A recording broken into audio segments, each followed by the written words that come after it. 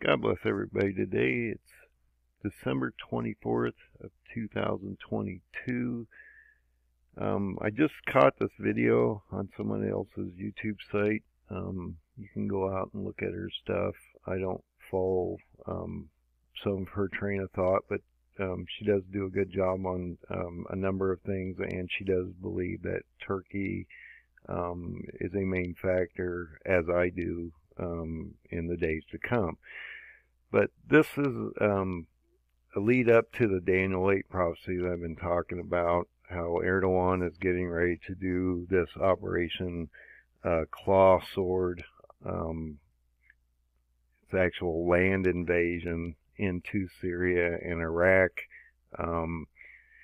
He's just gone to Sweden, or dealt with Sweden up there in the NATO agreement, and they're not coming up to any consensus. So I think Erdogan's going to leave NATO in the near future because he's asking for an extradition of a Kurdish man up there to Turkey, and they're denying that. And so I believe this is going to force Erdogan into a corner to where he's just basically going to drop NATO and launch a land invasion into Syria and Iraq, which is then going to culminate into a war in Iran, possibly in the next month or so here. But I wanted to show you this video about, this is the Turkish Interior Minister, Süleyman, which is really interesting because I'm talking about the tomb of Süleyman Shah. But this is Süleyman Soylu. I'm not sure if I'm saying that properly. But he's indicating that he's saying that if the Western countries can't deal with the problems in Syria and take care of their problem on their southern border within Syria and Iraq, that Turkey's basically going to do it for them and get out of their way. And he's also indicated that he would liberate all of these different towns as he's talking, and that he would then become the president of the Middle East. So Erdogan would then have this blanket authority over the Middle East, and we talked about how he's going to form Ezekiel 38 and 39 right after Daniel 8 and the destruction of Persia and Iran, once the Kurds align with Iran. We talked about this quite a bit on how Iran and the Kurds are being pushed into a corner, and the Kurds are getting genocided down southeast into the Baghdad. This isn't happening this moment, but as they're getting pummeled on the northern tier, they're going to start to have to move southeast. Now, I noticed earlier I was getting reports that a lot of the Kurdistan people are heading towards Europe. But as Turkey shuts that line down to the southeast and to Iraq and Syria, they're going to be forced to Iran. A large portion of Kurdistan people up in Iran, so this is going to affect the leadership of Iran tremendously. There was also another report that just came out that one of the ex-Ayatollahs came out and basically said that if Iran doesn't work with the protesters, that they're basically going to lose their regime. So there's a lot happening out here. But let's look at this video real quick, and you can determine if you think Erdogan's going to go in fairly quickly, as I do. Actually, I was just talking to a few people about this and how I found, I believe, in Daniel 10, this is going to happen fairly quickly. And so let's watch this video real quick. She did a really nice job to give us this, and it's something that I had not found, and I can't seem to find it out there in the main street. So this is pretty important. So let's play this and see what... Erdogan, evet, sadece Türkiye'nin Cumhurbaşkanı değildir, bunu bilmemizi isterim. Bir kardeşiniz olarak söylüyorum. Bunu bir kardeşiniz olarak tekrar hatırlatıyorum. Eğer Şam'da, Bağdat'ta, Erbil'de, eğer Yemen'de, Libya'da, Lübnan'da, eğer Afganistan'da ve Pakistan'da huzur gelecekse ve bunlar Amerika'nın ve Avrupa'nın baskısından kurtulacaksa vallahi de bu topraklar sağlayacak, billahi de bu millet sağlayacak. Biz artık eski bir Türkiye değiliz. İlk kez 300 yıldır bir fırsat yakaladık. İlk kez Batı'yı lidersiz ve vizyonsuz yakaladık. İlk kez biz 100 yıl önümüzü görüyoruz diyen Batı'yı bu kış soğuktan titrerken yakaladık, soğuktan titrer. Gıda krizine düşünce tahıl koridorunu açmak için tıpış tıpış geldiler mi? Geldiler mi? Şimdi enerji koridoru yeni olsun diye üşümeyelim. Fabrikalarımızı çalıştıralım. Kışın sıcak olalım diye Tayyip Erdoğan'ın kapısını çalıyorlar mı? Türkiye'nin kapısını çalıyorlar mı? Daha yeni başladık. İnanın sorumluluğumuz çoktur. Biz çünkü alelade bir millet değiliz. Biz alelade bir ülke değiliz. Biz alelade bir devlet değiliz. So I've been talking about this ramping up, how Erdogan is the catalyst. He's probably the white horseman of Revelation, and how he's going to bring a quarter of the world into war within the next few months. And I've been talking about how this could have start to occur, as I've talked about in Daniel 10. Let's go to that real quick. I'll show you what I'm talking about. I just did some recent videos about Daniel 10 and how I found this date stamp. I thought it would allude to a potential attack on Iran in January of this next year on the 24th day, as it indicates in Daniel 10 verse 4. So it says in the 4 and 20th day of the first month. Now if you go into my paradigm, it works off the Gregorian calendar. Everything that I presented to this point on that paradigm works off the Gregorian calendar. Now he's talking about the Tigris River, or the Hezekiah. It's the same thing. Tigris is the Euphrates. This flows from Turkey all the way down to around Shush, Iran, and down through that area. The thing that I caught just recently, though, other than this date stamp, and that if you go into verse 20, it indicates that this would be a war against Persia, and that after Michael attacks, that the king of Greece, or the prince of Greece, which is Turkey, would come against him. And so it's important that we look at this prophecy and try to see this, discern whether it affects us. Now, he tells us that this is a 21-day war in this prophecy. And so I had a couple questions when this arose, because Daniel is mourning in this process. In Daniel 10, now we're talking about Cyrus, so this is the fourth king that Daniel's been under duress, and he's been in captivity. And so Cyrus is the last of the kings. And Daniel dies shortly after Cyrus becomes king, and brings religion back to Christianity in general, because he rebuilds the temple and some different things like that.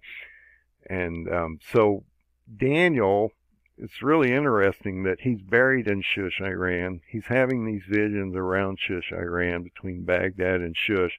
At this case, he's in the Tigris River, or the Euphrates River, at the very bottom around Shush and Baghdad. And I keep talking about how the Kurds are going to be driven from the north to the southeast and pulled down between Baghdad and Shush, Iran. And then when this happens, they would align with Iran, because they would be forced into a position of compromise.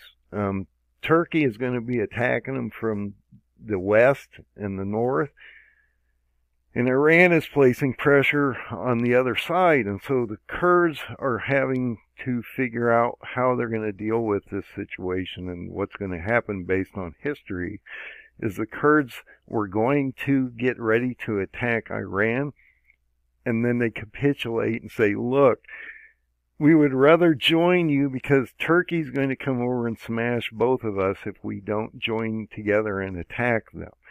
But this isn't going to work out based on Daniel 8, because it clearly states that Turkey would destroy both these nations. or the two-horned ram. So we need to watch this. The thing that I was looking at here that I thought was extremely important, though, was because he's mourning for 3 weeks, he knows something's happening. He's on the ground. He's in Persia, Iran, down by Shush. He's seeing this attack starting to manifest itself between the Persians, the Medes, and the Babylonians, which is Turkey in this modern day case.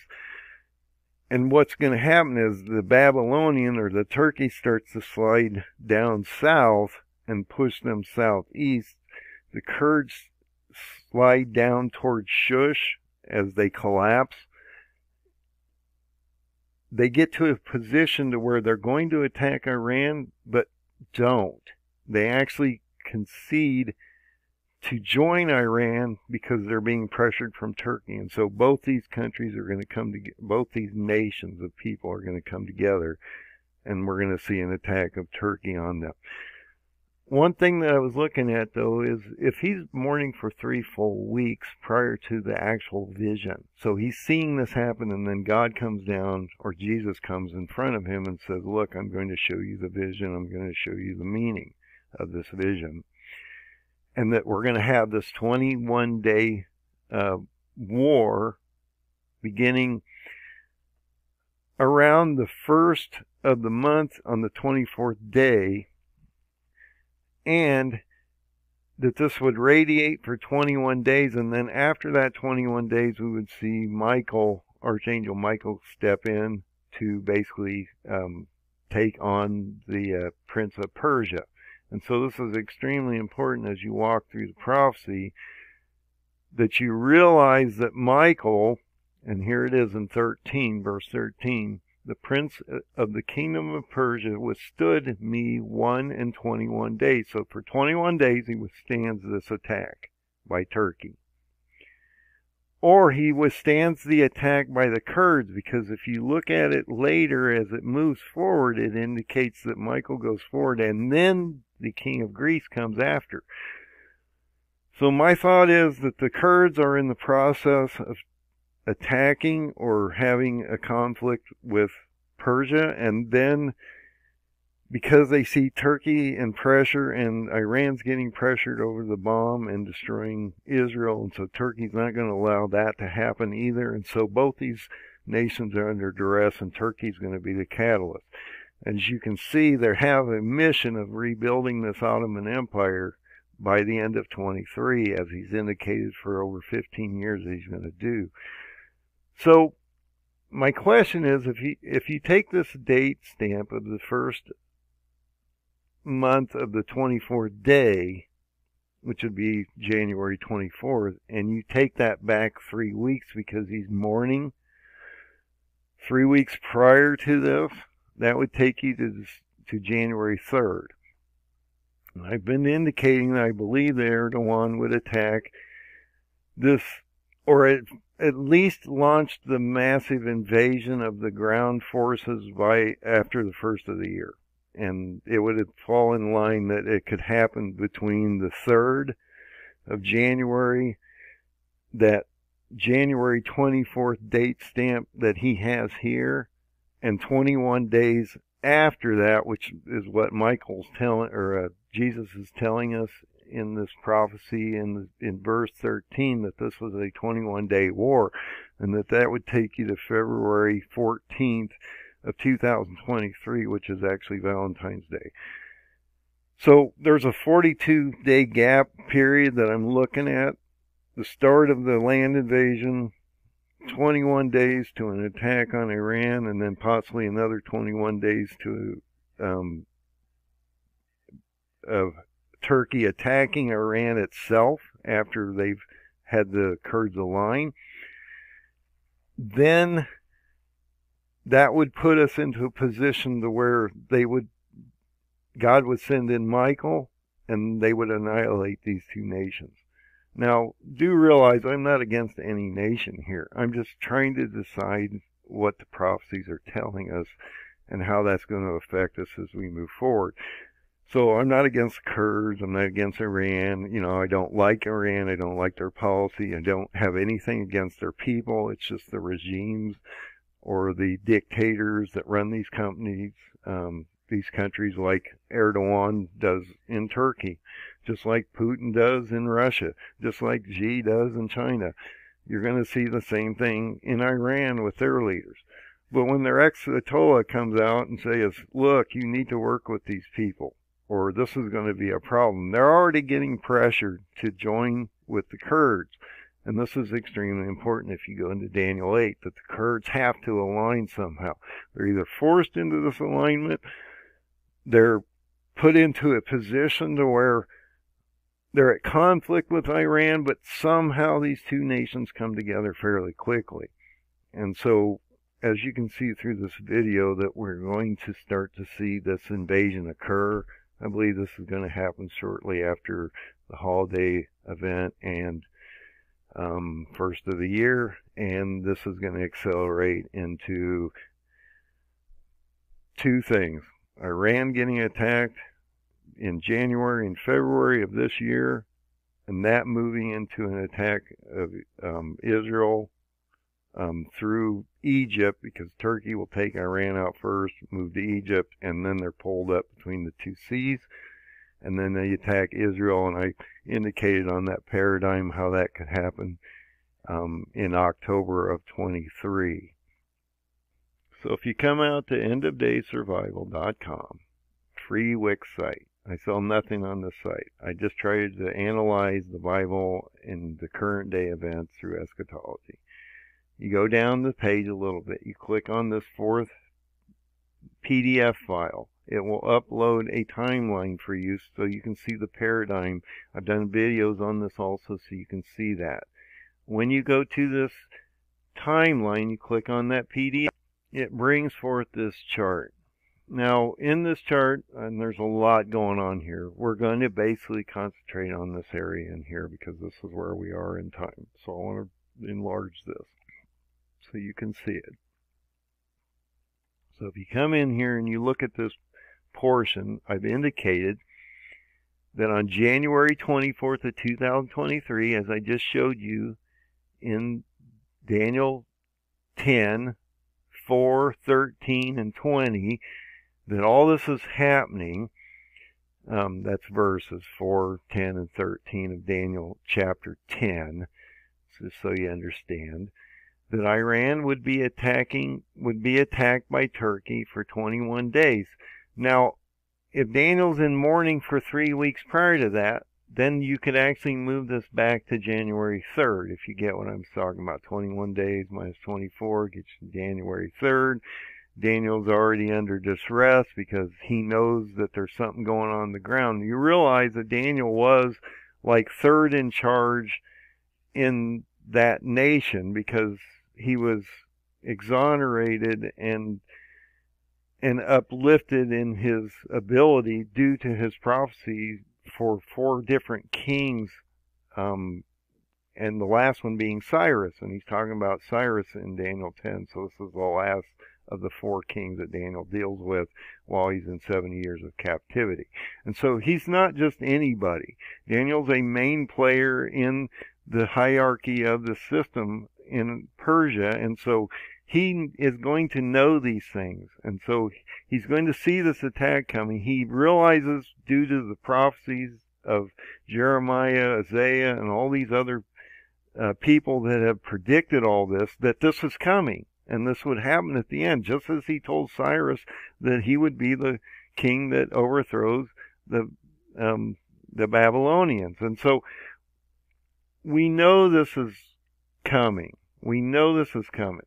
And so if you look at this, you'll realize that we need to watch this window between January 3rd, January 24th, and this February 14th, 2023. And the reason that is it's a 21 gap between the 24th prior and the 21-day gap after.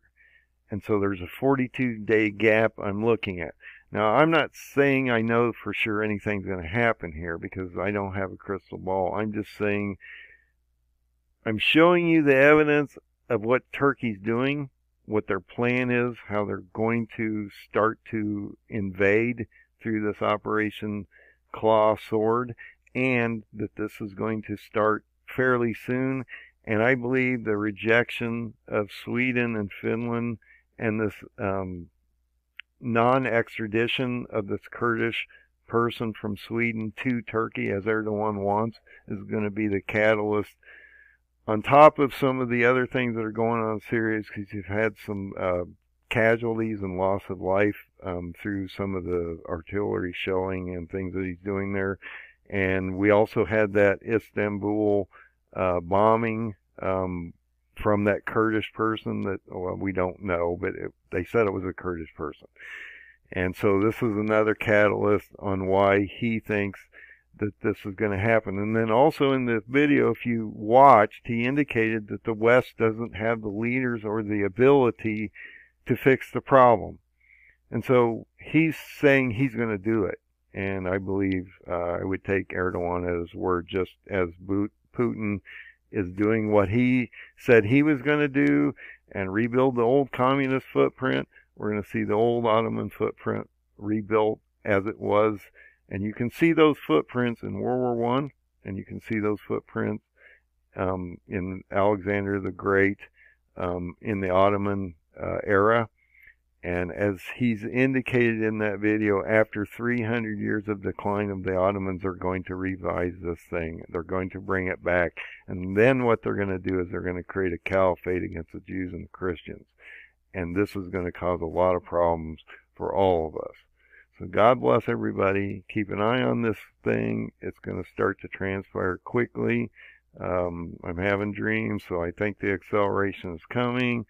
And so just realize that we need to watch Turkey. Always keep your eye on Israel and Turkey. And I believe Iran won't be a factor because they have just indicated that their enrichment process has moved up, and Turkey is not going to allow them to nuke God's seat. So this is going to get interesting quickly. God bless everybody. Find the open door. Find Jesus. It's the only way to get to heaven. God bless and have a great night.